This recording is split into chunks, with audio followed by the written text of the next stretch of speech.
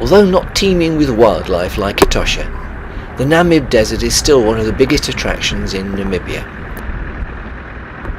These scenes were taken near Kulala Wilderness Lodge, a 37,000 hectare reserve, which is also very close to the huge apricot-coloured sand dunes at Sossusvlei.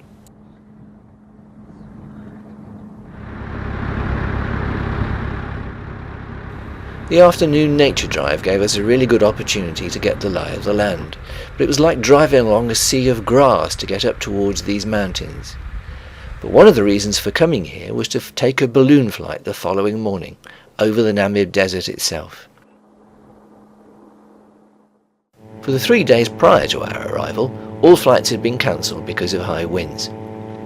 But on the morning of our flight, at 5 o'clock, we had an early morning call to tell us that we were in luck, and preparations were already underway for our balloon to be inflated.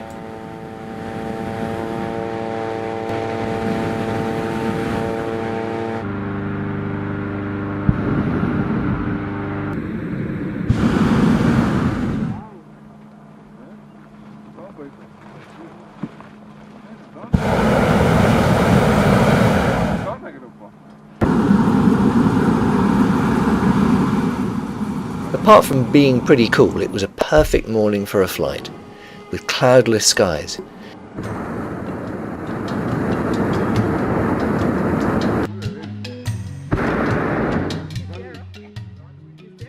No sooner had we got airborne than the support crew were in their trucks and getting ready to track us across the desert.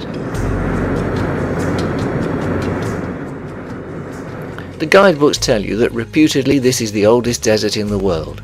Some 43 million years old, in fact. It covers a vast area, including the whole 1,300-mile coastline down the western edge of Namibia.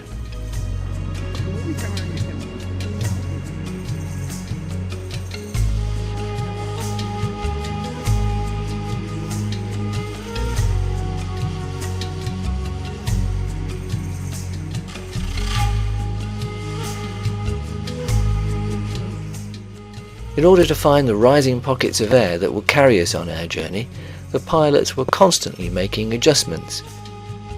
But apart from the occasional burner noise, and that of the excited tourists busily taking their photographs, the piece was absolutely superb.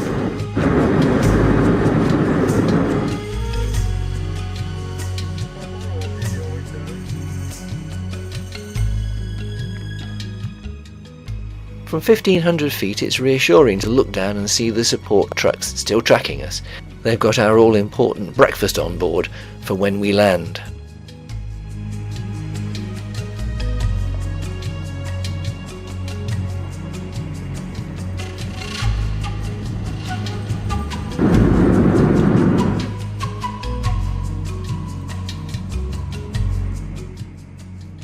From this height it looks as if the desert is actually empty, but of course it isn't. It was the shadow of this oryx that first gave it away to us, and whilst we remain silent, it's oblivious to our presence. But as soon as the burner comes on,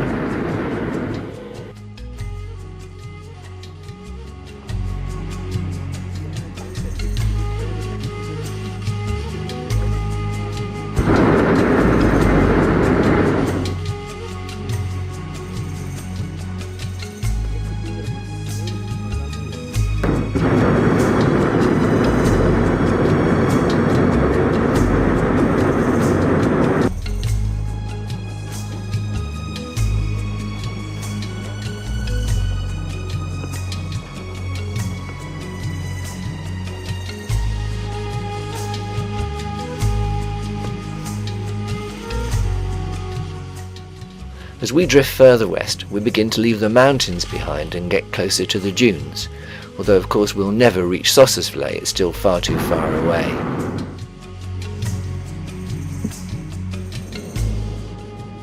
After an hour or so's flight, with the winds fading away, we've only covered about 8 or 9 kilometres, and so our pilots start to look for a landing spot. But they can't just land anywhere because of the damage they might do to the reserve. They have to look for a landing site near a track so that the trucks can get to them quite easily. At this stage in the flight, you're usually warned to prepare yourself for a bumpy landing. In fact, our lady pilot did better than that. She landed the basket flat on the deck, so all we had to do was hop out and come to our table for breakfast. Whilst we're enjoying ourselves having breakfast, the support staff are working hard trying to remove any trace of our being there.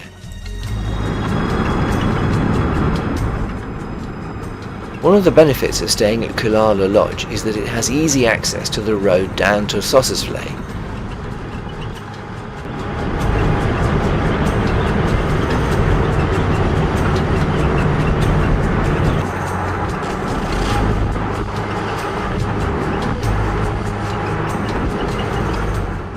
In the afternoon light, the dunes look stunning, no more so than this one. This is Dune 45.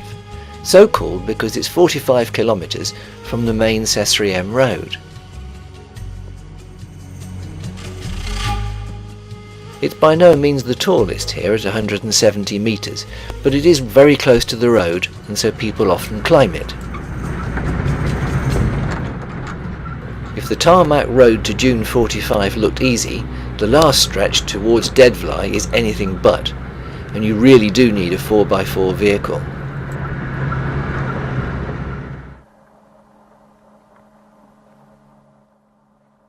On this particular afternoon we practically had the place to ourselves and got a wonderful view, as you can see here, of Big Daddy. This is the tallest dune in the area at over 300 metres.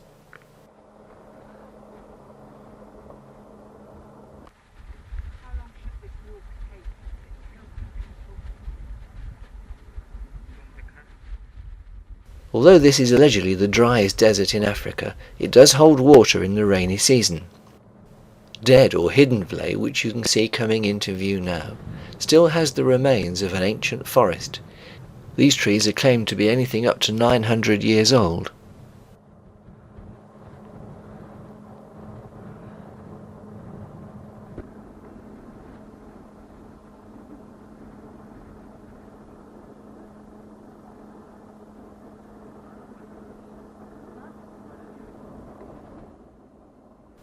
The clay pan is now, of course, completely devoid of any moisture, but the sculptural quality of these trees makes for fantastic photographic opportunities. So too do the sunsets, but that's a story for another time.